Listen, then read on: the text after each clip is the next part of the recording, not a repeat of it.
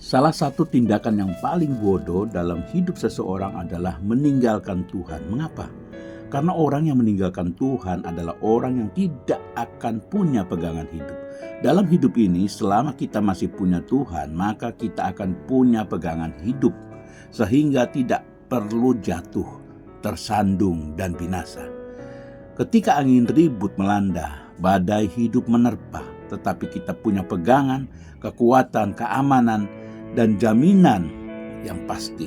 Orang yang meninggalkan Tuhan juga akan menjadi orang yang tidak punya arah dalam hidupnya. Mengapa? Dia tidak punya kepastian dan penghiburan yang menguatkan. Betapa berbahayanya hidup yang tidak punya arah, tidak punya kepastian, dan tidak punya penghiburan. Mengapa?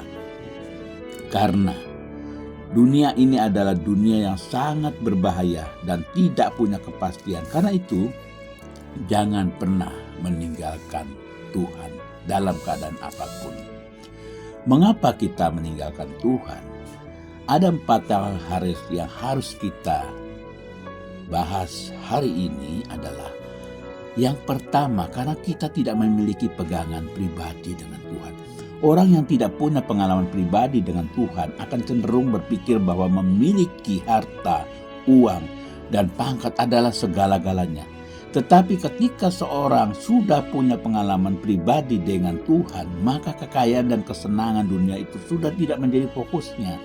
Dia mengerti betul bahwa di dalam Tuhan dia akan menjalani mujizat, kemenangan, dan kemuliaan Tuhan. Orang yang punya pengalaman pribadi dengan Tuhan, imannya akan menjadi kuat.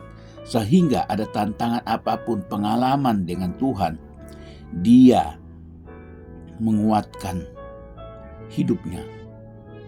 Ingat baik-baik bahwa keberadaan Tuhan bukan hanya perlu kita ketahui, tetapi kita harus alami dalam hidup kita. Yang kedua, karena kecewa lalu membiarkan kecewa itu menguasainya. Kalau orang kecewa dan menolak kekecewaan, kemudian menyerahkan hidupnya penuh kepada Tuhan, maka dia akan bisa mengatasi kekecewaannya dan akan tetap setia kepada Tuhan.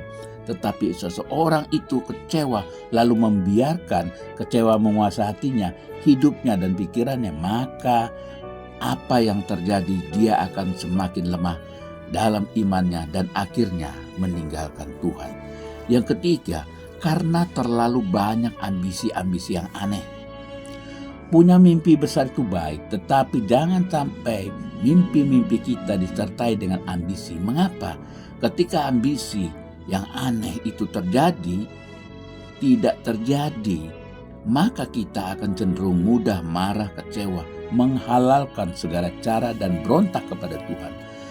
Padahal kalau semua yang kita inginkan tidak terjadi, itu bukan karena Tuhan tidak memberkati, tetapi karena memang ambisi kita yang aneh-aneh. Waktu kita tekun melakukan kehendak Tuhan, maka masa depan kita akan secara janji-janji Allah. Yang keempat, karena terbujuk rayu oleh hal-hal duniawi.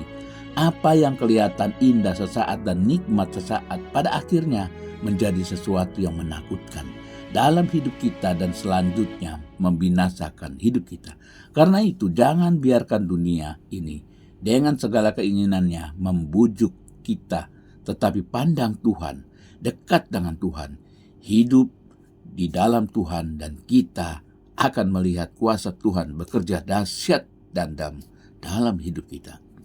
Saudaraku, selama kita berjalan dengan Tuhan, dekat dengan Tuhan, selalu ada perkenanan Tuhan. Sebaliknya, jika kita jauh dari Tuhan, membuat hidup kita sengsara. Karena itu, jangan pernah meninggalkan